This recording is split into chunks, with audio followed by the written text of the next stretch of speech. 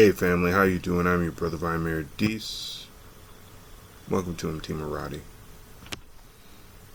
For much of the last year and a half, and I couldn't understand it when it first begun, I kept hearing Dr. King say, and I guess this started actually 2 years ago. I kept hearing Dr. King say, the arc of the moral universe is long, but it bends towards justice.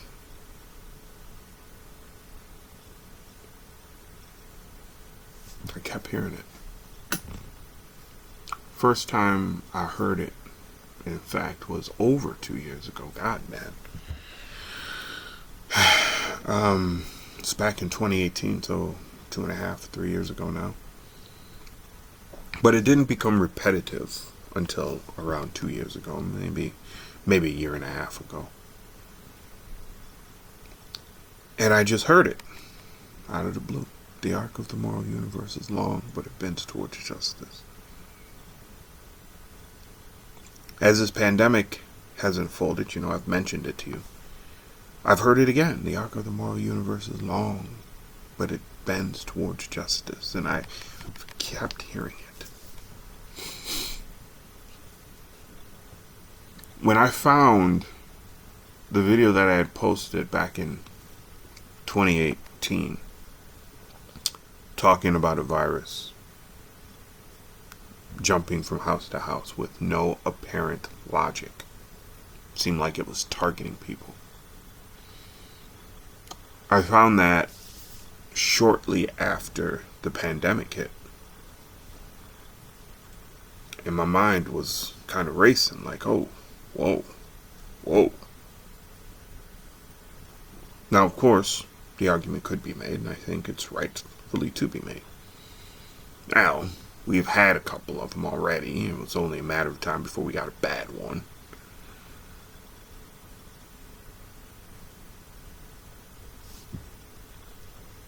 That was just a piece, though. Later, the ancestors explained more to me, which I can't get into here. And I suddenly understood that what we were seeing was what Dr. King had prophesied. As I mentioned here before, 2020. We speak of the phrase optimistic.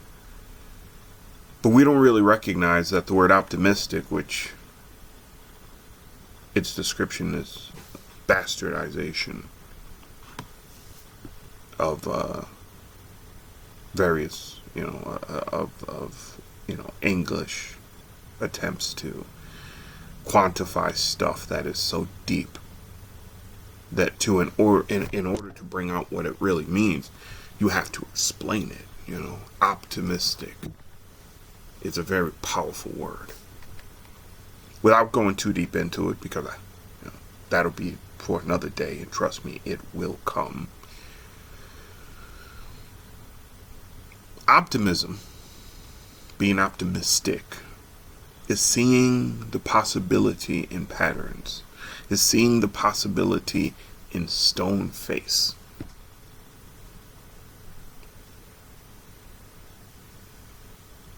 And on an actual level, a verb level, actuating that possibility in real time and in pattern force. Young people are the most dangerous tool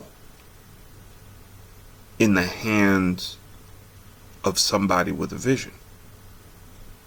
No matter what that vision is. Now, the great thing is with our young people is we have a rudder. We have a compass in our heart that tells us where we need to go and what we need to be doing if we only will listen. That's why I'm not a big fan of mumble rap. Because it is my belief that mumble rap obscures and disintegrates our ability to listen to that inner voice, to that compass ticking. Young people are the most dangerous, though, because if you match their feelings and their internal compass with your vision, you charge them for life. They become what is often called, again, the definition is way off in English, what are often called radicals for life. Because you're essentially bringing together three forms, and you're creating an upper level energy that feeds them for the duration of their life. And it's very difficult to cut that force off, because you not only have the person with the greater vision, but you have the ancestors, you have the astrological arrangement, which is a force that interacts with the planet, so it's magnetic, and then you have the person who is the receptacle for it. It's a seed planet in them, and they just go forward. They create as they go forward, because young people specifically, when it comes to black people, I think we have this ability well into our 50s and sometimes throughout our lives, but it slows down after our 30s. But young people below the age of 30, as they move and as they learn, they are creating. And they're not just creating when it comes to writing and drawing and stuff. They're creating around themselves. This is also, I believe, why white people look at groups of black people so aggressively, because you get a group of young black people specifically with the right message, with the right seed, they'll blow up your whole world. If you don't believe me when I say this, you just need to look at the 60s. You need to look at the late 50s. A lot of the people making hay back then, they were young. They were 15, they were 16, they were 17, they were 12. So, we talk about optimism. We talk about optimistic. When it comes to 2020, I've mentioned this before again, that this is a time period of sharpening, of where you get to see the world as it really is. No more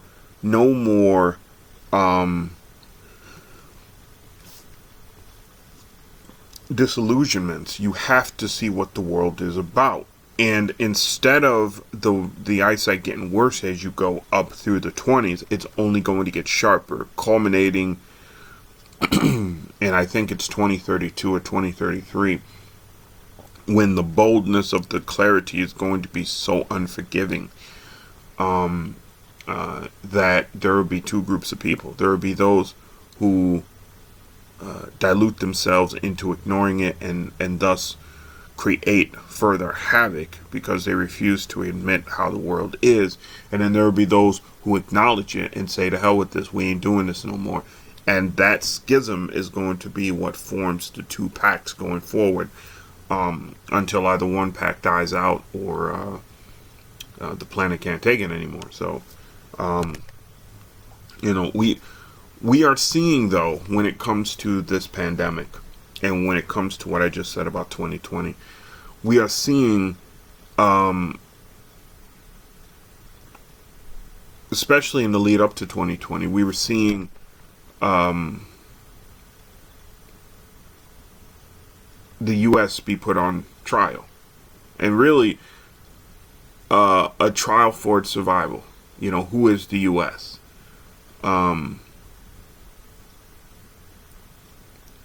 Over the last 10 years, that trial has really taken place. And now the judgment is in. The judgment is in. Its allies, and that's what this is about today, its allies are also being judged. And when I'm watching what happened with Israel, when I'm watching what's happening to the Palestinians, I am recognizing that judgment in real time. There are revelations that will be revealed shortly about the depravity of the Zionist state. And there will be revelations that continue to unveil and reveal the depravity in the Zionist state. But those revelations will not lead to a wholesale destruction of the Zionist state. Why? Because despite what these people continue to claim, nobody's trying to wipe them off the planet. What is going to lead to the destruction of the Zionist state is their own hubris. Within the next 10 to 15 years, the Zionist state will be no more. And it will be no more because of their immorality. They have caused the wind. And now it is time to reap the whirlwind. Their own principles tell them that this is going to happen. The fact that they are not trying to make peace with the Arabs that live there, tells me that just like the United States is trying to double down on so much of its empire building strategy right now, only to have it fail. It's going to fail. Wait till you see what happens by the end, the end of this decade. The United States is going to be in a terrible position by the end of this decade. I don't like saying it. I don't like having to say it, but that's what the ancestors tell me. They're going to be in a terrible position by the end of this decade, with some parts of the United States possibly facing potential of starvation. Granted, there's going to be a boondoggle of crops, and we won't need to let those areas face starvation. The question is not whether they have to. The question is whether we have the will to allow them not to. More on that, I suppose, another time. But both of these groups have stigmas attached to themselves, which go way back to the pre-Ice Age period, and now it's ending. They've been caught. They've been sentenced. What is likely to happen to both is chilling, but it's righteous. The U.S. is likely to break apart. Israel, for its own, because of its own inability to function as a democratic power in the region, and to be kind neighbors, they will too disintegrate. And they'll deserve it. What I'm watching today is the dying screams of an empire. Now, I posted a video some time ago about Seward's Folly, and how secretly Seward had been offered what was pretty much wasteland for the Russian Federation at the time. It would have equaled something like 1.8 to just slightly over 2 million square miles, and the U.S. would have paid like $1 or $2 or 10 or something like that square miles. And I talked about what that would have meant. And I want to talk about it here and now because the U.S. would have lost some of it during World War II, if there had been World War II. But they would have gained all of it back, and probably more, later on. And the reason for this was, if the U.S. had purchased that land, this is how crazy it is. There's a peninsula that dips down, and it's off of, I think it's off of Japan and the Philippines. The U.S. would have had the Philippines, and a lot of Filipinos would have went up into that area and actually populated it. And they would have been very loyal to the United States. They would have not broke off, and that would have played the role of the western part of the U.S. empire. After World War II, if there was a World War II, the Jews would have settled in the same region. There is actually a Jewish state that is a part of that area. And the European Jews would have just moved all up there. And we wouldn't be facing this problem in the Middle East. The U.S. would have had a whole host of other issues, but the U.S. had also proven, and this is one of the reasons why that wasn't allowed to go through. The U.S. had proven that it wasn't a good steward. And if it had been a good steward, that empire would have been, what would have actually been created would have been an absolutely marvelous creation. Because they were not a good steward, and because they have consistently over the last 300 years proven not to be a good steward, and they have rejected the plea of the cosmos to be a good steward, that the cosmos has sent some of its greatest minds to this country to try and rescue it from its own destruction, and it has refused. The same thing has happened with Israel, and it has refused. And so now its own principles say the arc of the moral universe is long. Excuse me, the arc of the moral universe is long, but it bends towards justice. It's over. It's over. They've revealed themselves. And in order to save this planet, in order to save this world, in order to save this experiment on this planet, the mother is coming. The mother is coming. With that stated, January 6th is the beginning. Phil Valentine had said in a video that he posted, and I wish he'd keep posting, forget this idea if you can live without the money, Phil Valentine, Dr. Phil Valentine, post videos every other month, every quarter of the year, just, do fundraising on Patreon and what have you, but the wisdom, especially some of the deeper insights, they're needed. He mentioned, and this was actually before the pandemic hit. This was, I think it was 2019, where he was talking about diseases and how they manifest, and how by the time we feel bad, the disease had already been working and the body had been working to fight it off. What we are typically seeing is either the end round of the disease, because the body just needs time to rest and, to defeat the disease, or we are seeing the fight manifest. And so when the pandemic hit, I thought about that, because that was very interesting, that statement, that idea of a disease coming to the forefront at that certain time. Not Dr. King, I'm sorry. When Donald Trump was elected, I had said many times that he was a symptom. He was not the actual disease. He was the symptom. And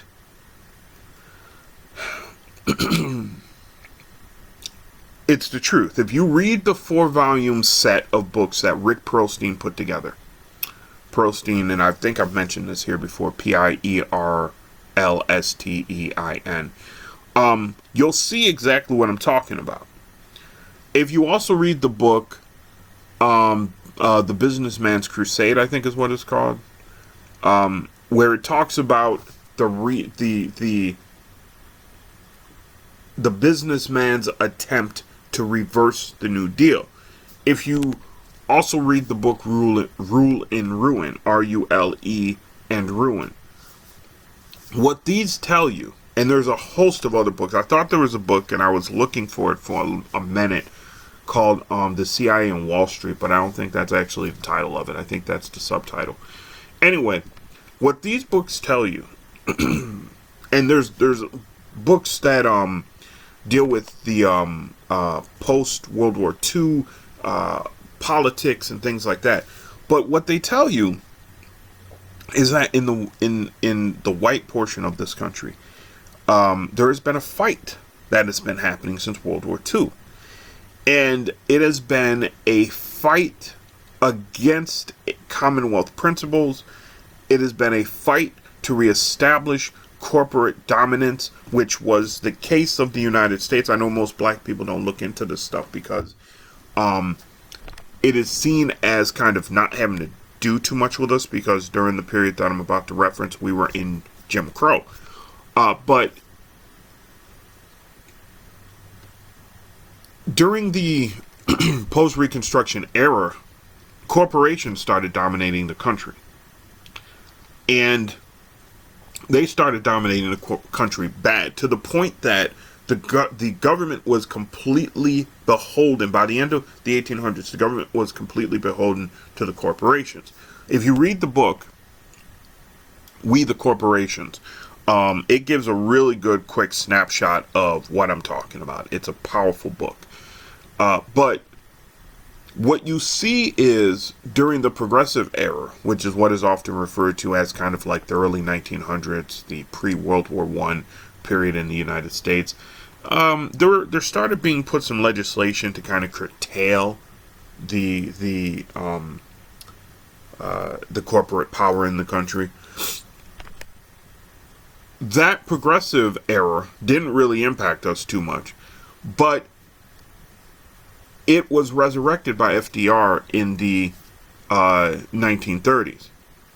And what FDR basically did, and this is often overlooked, especially by black people, because, again, that history isn't seen as being important to us. What FDR basically did was, all of these things that the Congress had been trying to get through and trying to do, all of these ideas that had been going on in the back rooms, where there was a minority amongst the elite who was saying we need to do more Commonwealth oriented stuff because this is getting kind of dangerous. We have socialists, communists, anarchists who are eating our lunch on the street because the people think we don't care about them. We have to do something about that. Well, FDR got into office and said, we are doing something about that, because if we don't, then we are going to lose the country to socialists. We are going to lose the country to communists and anarchists. We are going to lose the country. So we need to do something. Well, he did it. The problem was, as he started getting deeper into it, he realized that the sickness in the country was way worse than he thought, and the wealthy knew it.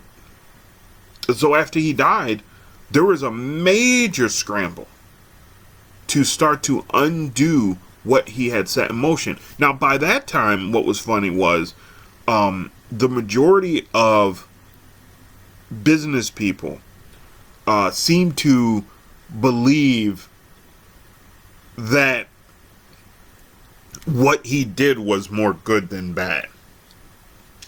And so that, they were more apt to, hang on to that for the next 20 years. And then you had new blood coming in who didn't remember what had happened in the 1920s, who didn't remember what happened in the 1910s. And they were more against FDR because, let's be honest, I'm going to be very honest with you. These people seem to be reincarnated souls who had just come from that earlier era. They didn't understand what had happened, and they had no interest in understanding what had happened. They wanted things to return back to the way they were. We've been caught up in this mess. Okay? We have been caught up in this mess. And the 4 books that I recommended by Rick Perlstein, P-I-E-R-L-S-T-E-I-N, those books cover the late 1950s through through I think it is 1980, the rise of the New Right. We have been caught up in a civil war, and we haven't even recognized it. Just, Gerald Horne's book, Counter-Revolution of 1776. I've mentioned this before, and I'll mention it again here. One of the strands that I plucked from the entire book was, we were always trying to pick the righteous side when it came to white people, not understanding that it was all problematic for us. We have been caught in a civil war for the last 60, 70 years. And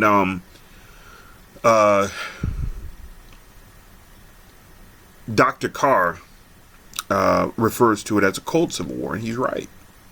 But we've been caught in it. Going forward, we have to stop that. We have to stop that, because this cold civil war simultaneously has been waging war on what they call the third world. I often say that people say, "Oh, well, we haven't had another world war." I said, "Yeah, we have. We've absolutely had another world war, and it has been literally the third world war." The Europeans, or as the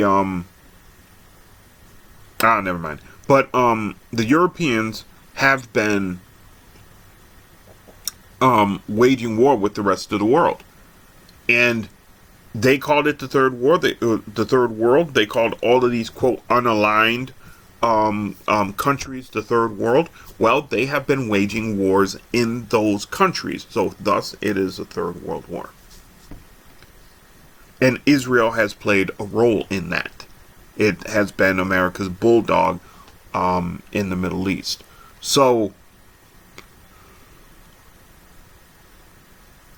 understand, when it comes to Israel, when it comes to Zion,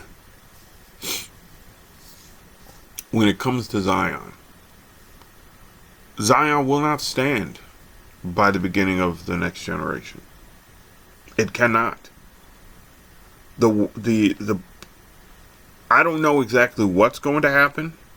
The ancestors haven't privileged me with that information. But it will fall, because they refuse to do what is being requested of them. For what these people know, for what they understand, they got all these scrolls that it's clear that they took. For what they understand, they don't seem to get that they're in a divine error. They're in a divine error. And the reason why they hold hostage the CBC, Congressional Black Caucus, is because the moment you turn black people against them, not for being Jewish, because it ain't about anti-Semitism, it's about what you do. And that's who Africans have always been. It's about what you do. The moment you do that, en masse, the world says goodbye to you. And you know it. Well, it's happening. But not only is it happening with us, it's happening with a lot of young white people too. Because they're tired of you. You hold no sympathy with them anymore. A friend of mine once said, and this is probably going to be what gets this video banned. No, I won't even say it. He said that he is no longer held hostage by the Holocaust. And I had to ask him about that, because I'd never heard that before. And he said to me, he goes, "Look, I'm sad it happened. I'm sorry it happened. But aren't these people the same ones who tell us that we need to get over slavery? Aren't these people the ones who tell us that, Curse of Ham was real, and, they use that to kind of quantify who we are?" Yeah. A lot of bad things happen to a lot of people. Sometimes it's horrific. But as Dr. Ben said, I'm adding this part. They talk about 6 million dead. We don't even talk about the 5 million Africans plus. We don't talk about the 100+ million Africans dead in the slave trade. And by the way, there's a brother running around talking about, "Oh, the slave trade never happened." Okay. You need help, man. You need help. But we don't even want to talk about the Native Americans. We don't even want to talk about the hundreds of millions of them that were slaughtered and killed. My friend said, "Look, I'm sorry it happened. But you cannot use that as justification to act this way. You can't. And if you're going to use it as justification, then we have a right to say that you are wrong, and we are not going to support you in it. And he's right with that. He's right with it. It ain't about hating Jewish people. It's about saying no to Zionists. No to these people who are slaughtering innocent people. And don't give me this Hamas this.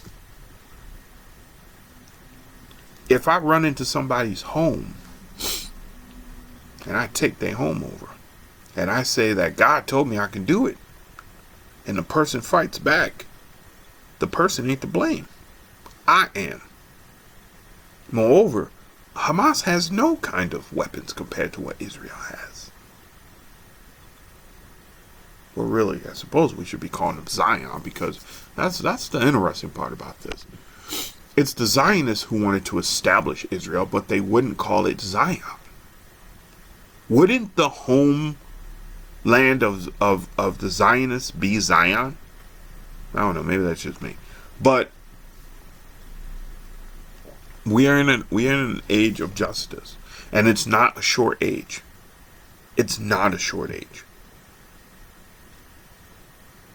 We haven't even seen the generation produced for this age come to term yet. That's the crazy part. Lastly, I want to just point out, we call this virus the coronavirus, and I was trying to figure this out last year, what they were trying to tell me about this, but the corona comes from the idea of the sun. This thing is opening spiritual veins and cleansing, and we don't even realize it. Question, comments, concerns, guys, leave them below. Leave them below. I'm your brother Mary Dees. Peace. Oh, I suppose I should also add, the ancestors are good, God is good, and go out there and get Layla Africa's work, y'all. Get Layla's Africa's work, and a book called The Inflammation Diet. It's time that we take nutrition seriously. Nobody will starve when we are in control. Nobody will starve when we are in control. And we will be in control. We are the rising sun. Peace.